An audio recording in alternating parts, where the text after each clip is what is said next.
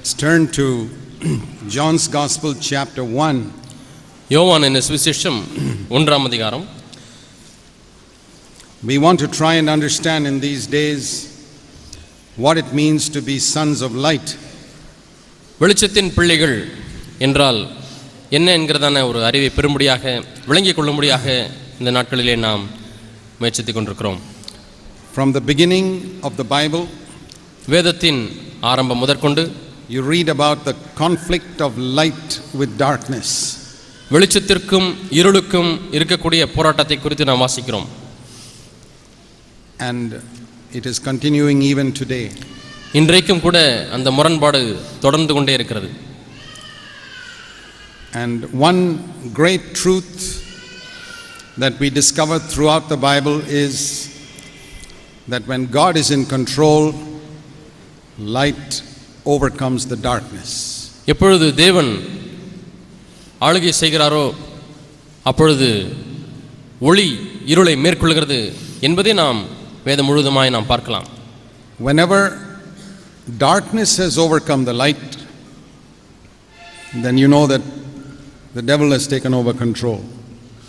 எப்பொழுதெல்லாம் இருள் ஒளியை மேற்கொள்கிறதோ அப்பொழுது சாத்தான் அந்த ஆளுகை எடுத்துக்கொண்டான் என்பதை நாம் அறிந்து கொள்ளலாம்.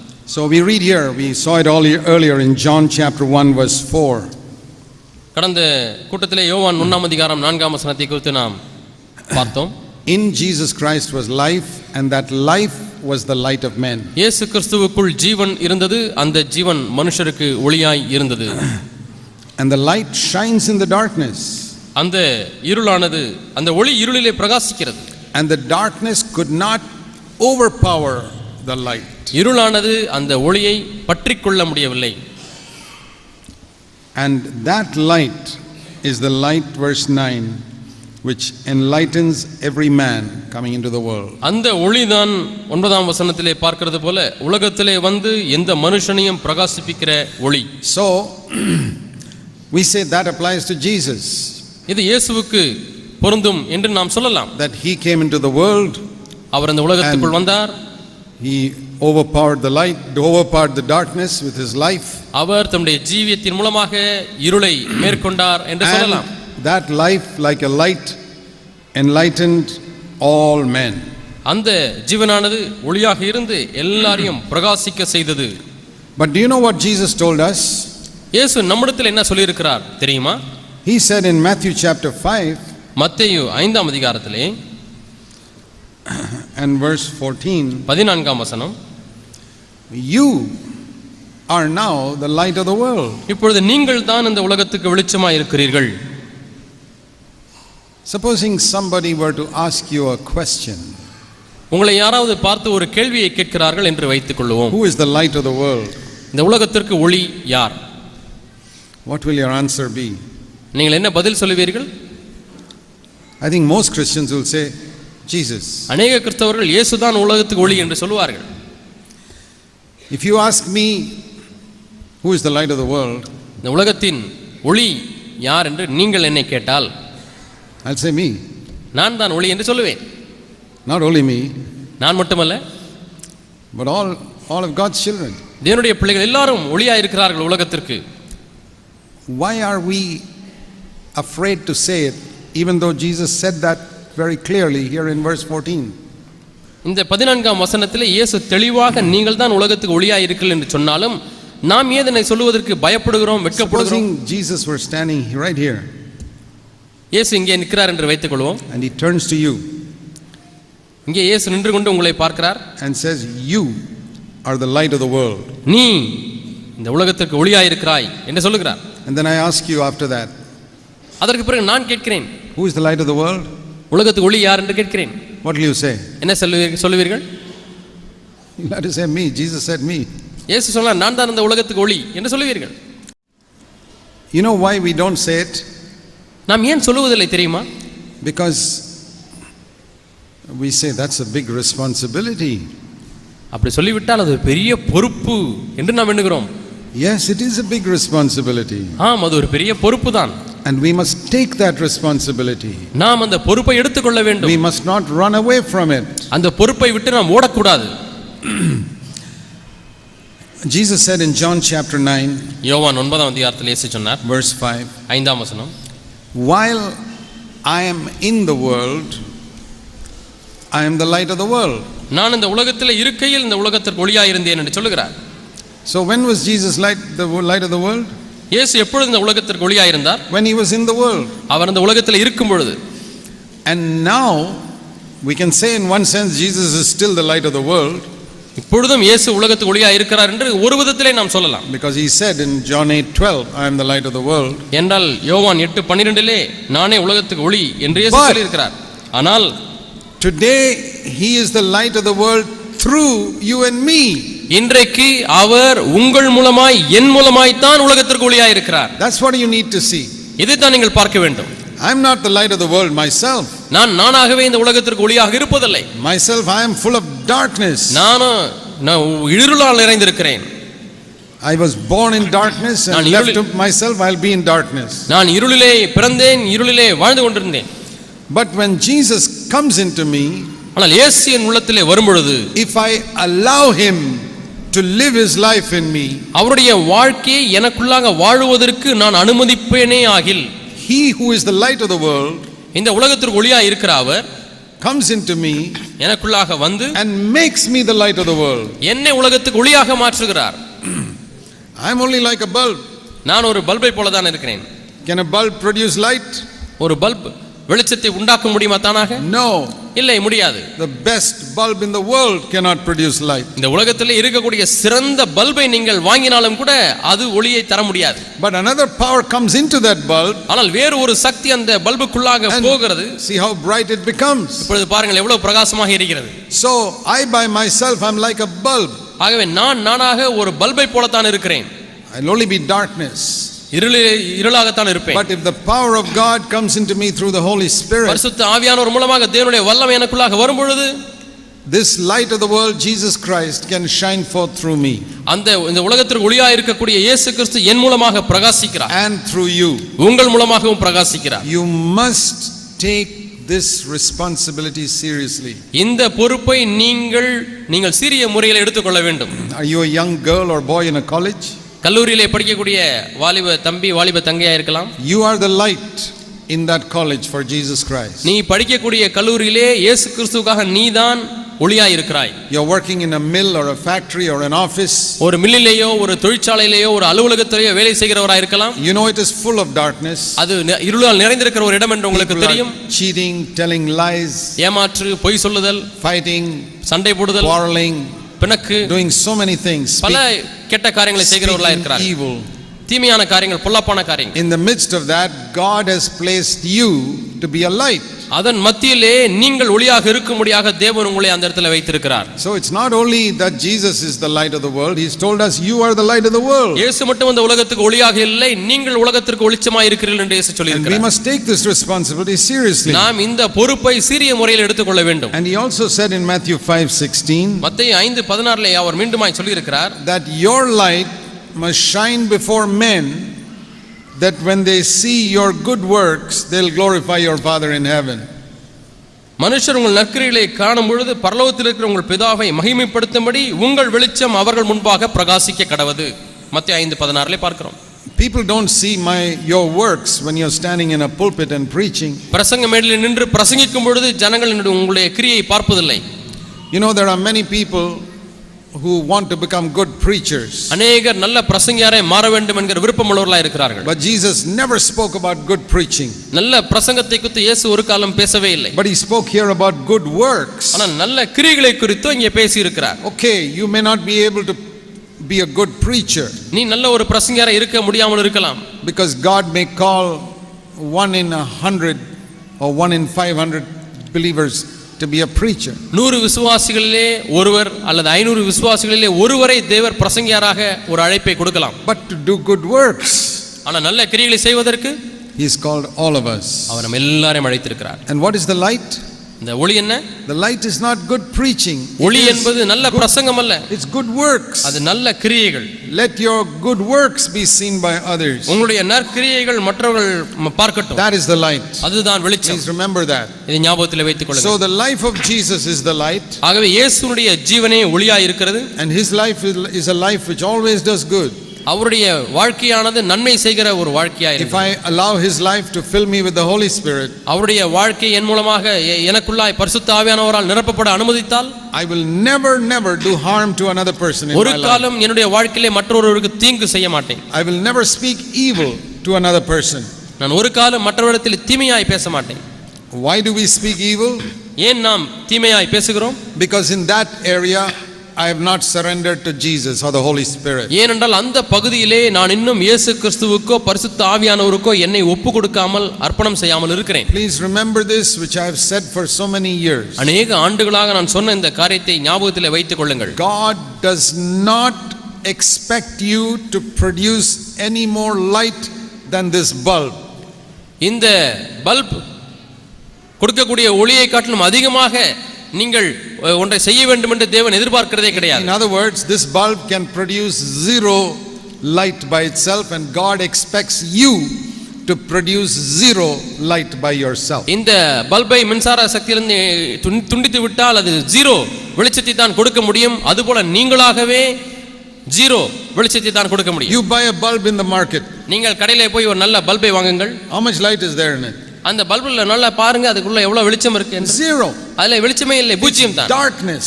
இருள் தான் இருக்கிறது. You take that bulb into a dark room, it will produce no light. நீங்கள் அந்த பல்பை ஒரு இருட்டு அறைக்கு எடுத்து சென்று பாருங்கள், அது ஒளியை கொடுக்கவே கொடுக்காது. That's you. அதான் நீங்கள் and me. நான்.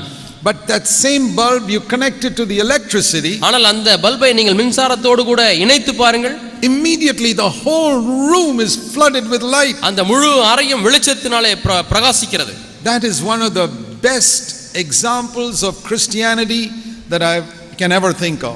நான் கிறிஸ்தவத்தை குறித்து ஒரு விளக்கத்தை என்ன வேண்டும் என்று சொன்னால் இதுதான் சிறந்த விளக்கமாய் இருக்கிறது. It is plugged in and the power flows into it. மின்சார இணைப்போடு கூட அதை பொருத்தும் பொழுது அந்த மின்சார சக்தி அந்த பல்புக்குள்ளாக பாய்ந்து செல்கிறது, ஒளியை உண்டாக்குகிறது. And when the bulb loses its light, அந்த பல்பானது தன்னுடைய ஒளியை இழக்கும் பொழுது you see, oh, the connection has come off. That's why. அங்கே இருக்கக்கூடிய பிளக் அதிலிருந்து வெளியே வந்து விட்டது, ஆகவே தான் இந்த பல்ப் எரியவில்லை என்று நாம் அறிந்து கொள்ளலாம். Because God's power is always available. It's not like our country where sometimes we have power cut. நம்முடைய நாட்டிலே அடிக்கடி பவர் கட் வருவது போல தேவனுடைய சக்தி அல்ல. தேவனுடைய சக்தி எப்பொழுதும் எல்லாருக்கும் ஆயத்தமாகவே இருக்கிறது. No power cut with the Holy Spirit. பரிசுத்த ஆவியானவருடைய விஷயத்திலே பவர் கட்டே கிடையாது. Our plug may have come loose from there.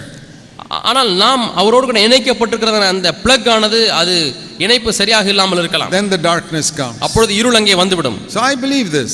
இதை நான் நம்புகிறேன். Can you believe this also? நீங்கள் இதையும் நம்ப முடியுமா? There is no power cut with God. தேவனுடைய காரியத்திலே மின்சார சக்தி துண்டிப்பு என்றே ஒன்று இல்லை. God does not expect you to produce light by yourself any more than the bulb produces light by itself. எப்படி ஒரு பல்பானது தானாக ஒளியை உண்டாக்க முடியாதோ அதுபோல நீங்களாகவே ஒளியை உண்டாக்க முடியாது. And that if I plug into God, I can have light. நான் தேவனிலே என்னுடைய இணைப்பை பொருத்துவேனானால் நான் வெளிச்சத்தை பெற முடியும். If I'm always plugged into God, I'll always have light. எப்பொழுதுமே என்னுடைய இணைப்பு தேவனிலே இணைக்கப்பட்டிருக்குமானால் எப்பொழுதுமே நான் பிரகாசித்துக் கொண்டிருப்பேன். And the Holy Spirit is the power that comes into me to make that life of Jesus manifest. இந்த இயேசுவுடைய ஜீவனானது வெளிப்படுத்துவதற்கு பரிசுத்த ஆவியானவர் தான் எனக்குள்ளாக வரக்கூடிய சக்தி. We must open our beings to the Holy Spirit. பரிசுத்த ஆவியானவருக்கு நம்முடைய நாம் திறந்து கொடுக்க வேண்டியதா இருக்கிறது.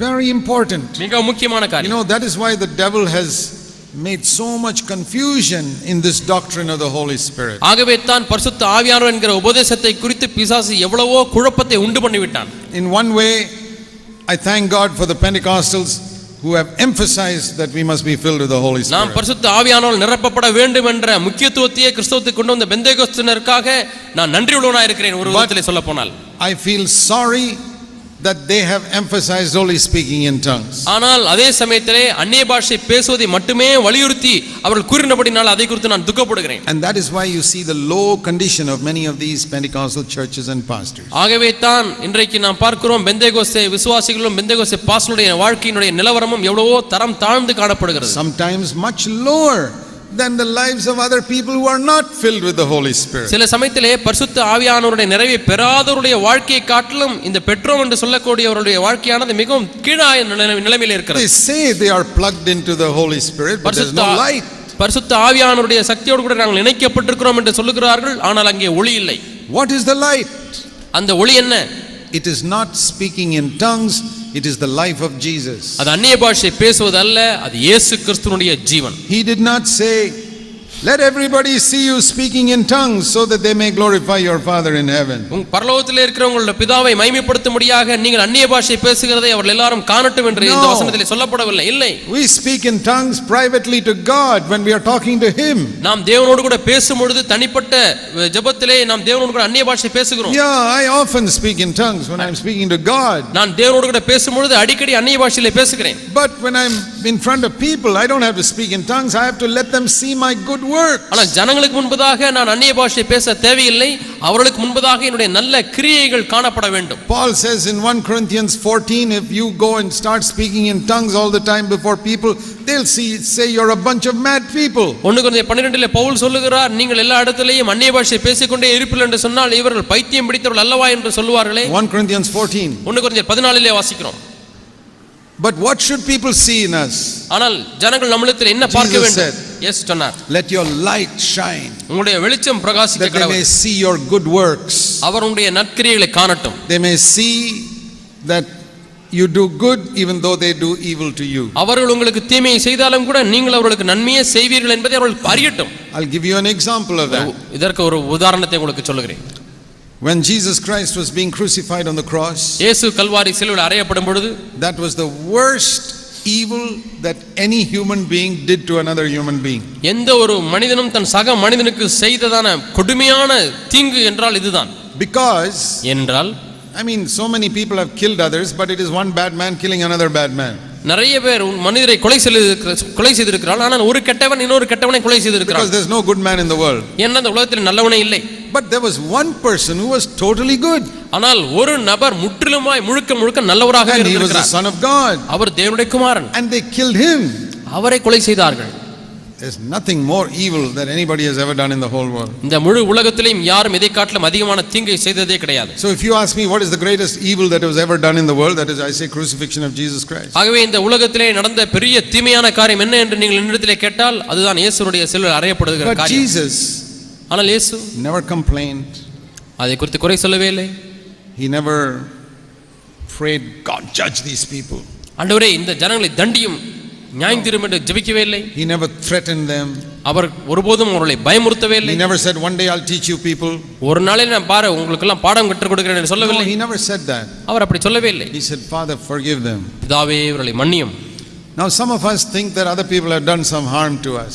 நம்மிலே ஒரு சிலர் மற்றவர்கள் எனக்கு தீமை செய்து விட்டால் என்று நினைக்கிறோம். Maybe some family member cheated you of the property. உன்னுடைய குடும்ப நபர்கள் சொந்தக்காரர்களுடைய சொத்திலே ஏமாற்றி விட்டார்கள். That's not as bad as crucifying Jesus on the cross. இயேசு கிறிஸ்து சிலுவையிலே அறையக்கூடிய அந்த காட்சி அந்த காரியத்தை காட்டிலும் இது தீமையானது அல்ல. So you can say, forgive them, Father, they don't know what they're doing. ஆகவே நீங்கள் தாராளமாக ஆண்டவரே இவர்களை மன்னியும், இவர்கள் செய்வது என்னதென்று அறியாதிருக்கிறார்கள் என்று சொல்லலாம்.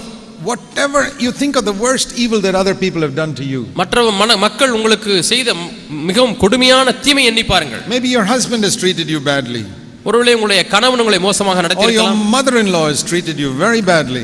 அல்லது உங்களுடைய மாமியார் உங்களை மிகவும் கொடூரமாக நடத்தியிருந்திருக்கலாம். Not worse than Jesus Christ was treated on the cross. ஆனால் கல்வாரி சிலுவையில் இயேசு நடத்தப்பட்ட அந்த தீமையான காரியத்தை காட்டிலும் அதிக தீமையானதல்ல. So if Jesus could forgive the worst evil, மிகவும் பெரிய ஒரு தீங்கையே இயேசு மன்னிக்க முடிந்ததானால், all the little things you and I have faced, we can forgive them. நீங்களும் நானும் சந்திக்கிற சிறு சிறு காரியங்களை தாராளமாக நாம் மன்னிக்கலாம். But see what happened.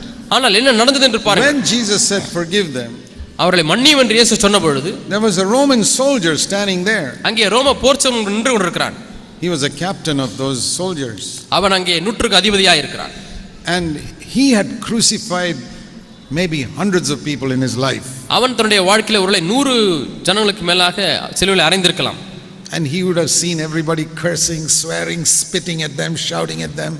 ஒவ்வொரு முறையும் ஒரு மனிதனை சிலுவையில் அறையும் பொழுது அவர்கள் சத்தம் போடுகிறதையும் சபிக்கிறதையும் துப்புகிறதையும் வேதனைப்படுகிறதையும் பார்த்திருப்பான். And then he saw this man. இப்பொழுது இவரை பார்க்கிறான். No swearing, no spitting, no shouting, nothing. சபிப்பதும் இல்லை, திட்டுவதும் இல்லை, பயமுறுத்துவதும் இல்லை. And saying, Father, forgive them. பிதாவே இவர்களுக்கு மன்னியும் என்று வேற சொல்லுகிறார். Now remember, this fellow has never read a Bible. He's an idol worshipper. இந்த ரோம நூற்றுக்கு அதிபதியானவன் அவன் ஒரு விக்கிரகாரனைக்காரன். அவன் ஒரு காலம் வேதத்தை வாசித்ததில்லை. When he saw this, அவன் இதை பார்த்த மாத்திரத்திலே he saw exactly what we read in Matthew 5:14. He saw 16. He saw these good works and he said, this is the Son of God.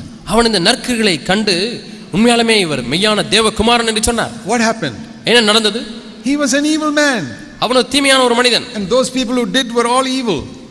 அவர்கள் எல்லாரும் தனக்கு தீமை தான் செய்தார்கள். Who did evil to Jesus. இயேசுவுக்கு தீமை செய்த ஜனங்கள். But the light from Jesus' life overcame that evil.